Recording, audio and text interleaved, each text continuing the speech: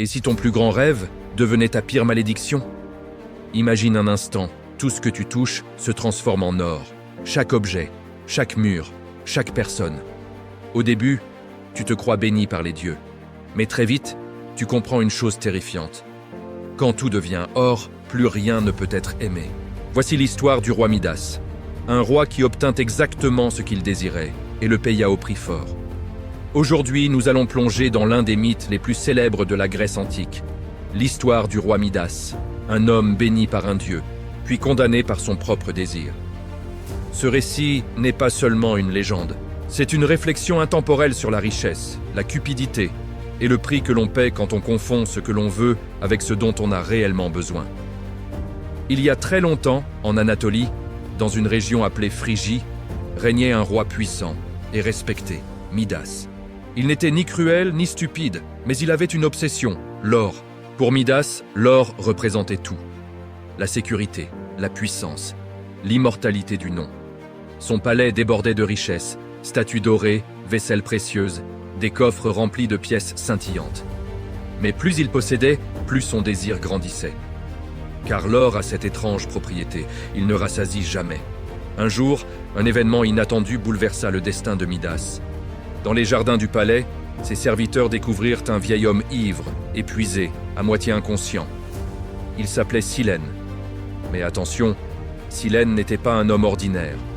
Il était le précepteur et le compagnon de Dionysos, le dieu du vin, de la fête, de l'ivresse, mais aussi de la folie et de la vérité.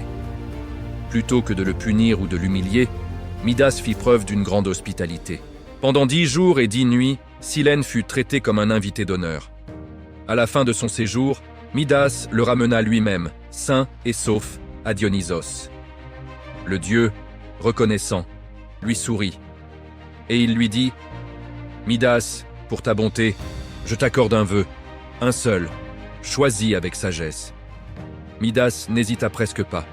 Il ne demanda ni la sagesse, ni une longue vie, ni même la paix pour son royaume.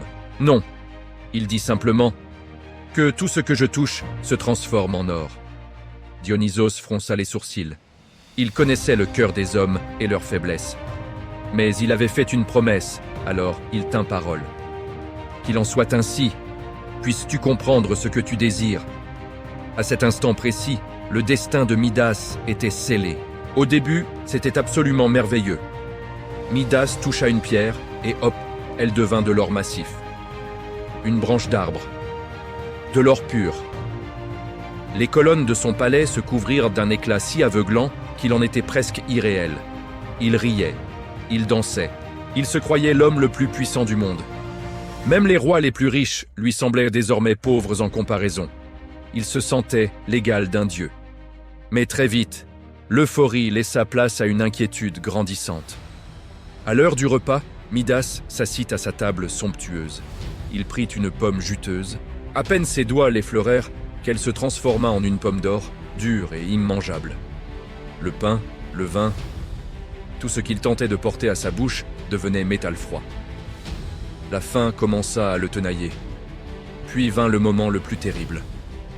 Sa fille, que certaines versions du mythe nomment Zoé, courut vers lui, joyeuse, pour le prendre dans ses bras. Sans réfléchir, il la toucha. Et sous ses doigts, sa propre enfant devint une statue d'or, figée pour l'éternité. À cet instant, tout l'or du monde perdit son éclat et devint le symbole de sa misère. Brisé, affamé et terriblement seul face à la statue dorée de sa fille, Midas tomba à genoux. Il hurla vers le ciel, suppliant Dionysos. « Reprends ton don! Je ne veux plus de richesse, je veux seulement vivre. Je veux ma fille. » Dionysos apparut de nouveau. Son regard n'était ni cruel, ni moqueur. Il était simplement lucide, empreint d'une sagesse divine. Le dieu lui ordonna de se rendre au fleuve Pactole. « Baigne-toi dans ses eaux, » lui dit-il, « et ton pouvoir disparaîtra. » Sans perdre un instant, Midas obéit. Il courut jusqu'au fleuve et s'y plongea. Lorsque l'eau coula sur ses mains, le pouvoir maudit s'en échappa, comme une poussière d'or qui se mêla au courant. La légende raconte que c'est pour cette raison que le fleuve Pactole devint si riche en paillettes dorées. En rentrant au palais, il retrouva sa fille, vivante. La malédiction était levée. Mais Midas n'était plus le même homme. L'histoire du roi Midas traverse les siècles parce qu'elle nous parle encore aujourd'hui. Elle nous rappelle que la richesse, sans la sagesse, n'est qu'une illusion. Après cette terrible épreuve, Midas renonça à l'or et au faste de son palais. Il se tourna vers une vie simple, proche de la nature. Ce mythe nous enseigne une leçon essentielle. Tous les désirs ne sont pas des bénédictions. La richesse sans sagesse mène au vide. Et parfois, ce que l'on croit être un don est en réalité une épreuve. Si tu aimes les histoires anciennes, les mythes fascinants et les mystères qui questionnent l'âme humaine, alors rejoins-nous dès maintenant sur Histoires et mystères incroyables. Abonne-toi, active la cloche et continue d'explorer avec nous les récits les plus étonnants de l'histoire et des légendes. À très bientôt pour un nouveau mystère incroyable.